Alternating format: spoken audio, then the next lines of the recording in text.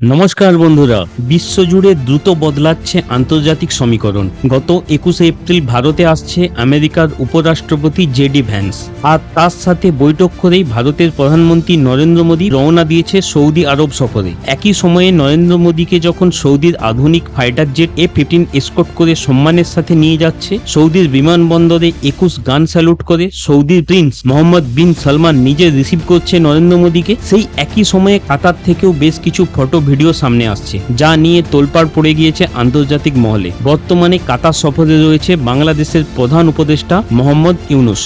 গত বছরের 5ই আগস্ট বাংলাদেশ নতুন করে স্বাধীন হবার পরে বাংলাদেশের ছাত্র জনতা ও রাজনৈতিক নেতাদের একটি অংশ বারবার বলে এসেছিল ভারতের সাথে এবার সম্পর্ক হবে সমানে সমানে, কিন্তু বাস্তবে দেখা গেল এতদিন যে সম্মান বাংলাদেশকে বিশ্বের দেশগুলো দিয়ে আসছিল, এবার সেই সম্মানও আর দেয়া হচ্ছে না।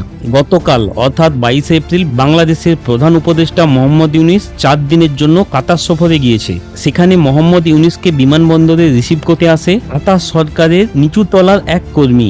বাংলাদেশের সংবাদ মাধ্যম আর সোশ্যাল মিডিয়া যেভাবে বড় করে ইউনূসের ক্ষমতা প্রচার করে, তা সত্যি হলে ইউনূসকে বিমানবন্দরে রিসিভ করতে আসতো কাতারের আমির, কিন্তু তিনি আসেননি। অথচ গত বছর ভারতের প্রধানমন্ত্রী নরেন্দ্র মোদী যখন কাতারে গিয়েছিল, কাতারের দোহা বিমানবন্দরে মোদীকে রিসিভ করতে বিমানবন্দরে কাতারের আমির নিজে এসেছিল। এবার আপনি যদি মোহাম্মদ ইউনূসের সাথে কাতারের আমিরের দ্বিপাক্ষিক বৈঠকের ছবিগুলি দেখেন, দেখবেন সেখানে কাতারের আমিরের পিছনে কাতারের জাতীয় পতাকা সম্মানের সাথে রাখা হয়েছে, কিন্তু মোহাম্মদ ইউনূসের পিছনে বাংলাদেশের কোনো পতাকা রাখা হয়নি।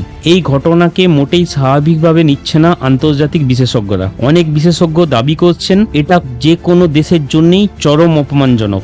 এক কথায় মোহাম্মদ ইউনূসকে বাংলাদেশের প্রতিনিধি বলে অস্বীকার করা বোঝায়। আপনারা যদি ভারতের প্রধানমন্ত্রী নরেন্দ্র মোদীর সাথে তাদের আমিরের বৈঠক দেখেন, সেখানে দেখবেন দুই দেশের পতাকায় সম্মানের সাথে রাখা হয়েছিল দুই দেশের রাষ্ট্রপ্রধানের পিছনে। এমনকি যে কোনো দেশের রাষ্ট্রপ্রধানের সাথে অন্য যে কোনো দেশের রাষ্ট্রপ্রধানের যখন দ্বিপাক্ষিক বৈঠক হয়, তখন দুই দেশের পতাকাই সম্মানের সাথে রাখা হয়। তবে কি এবার বাংলাদেশকে নিচু দেখিয়ে মোহাম্মদ ইউনূসকে অপমান করার জন্যই ইচ্ছে করে বাংলাদেশের পতাকা রাখা হয়নি? বিভিন্ন মহলে এবার সেই প্রশ্ন উঠছে। যদিও এ নিয়ে বাংলাদেশের মিডিয়ায় এখনো কোনো প্রতিবেদন সামনে আসেনি, আর যদিও বা আসে, তারা হয়তো এটাকেও এক পজিটিভ ভাবেই দেখানোর চেষ্টা চালাবে, কিন্তু তাতে কি সত্যিটা ঢাকা যাবে?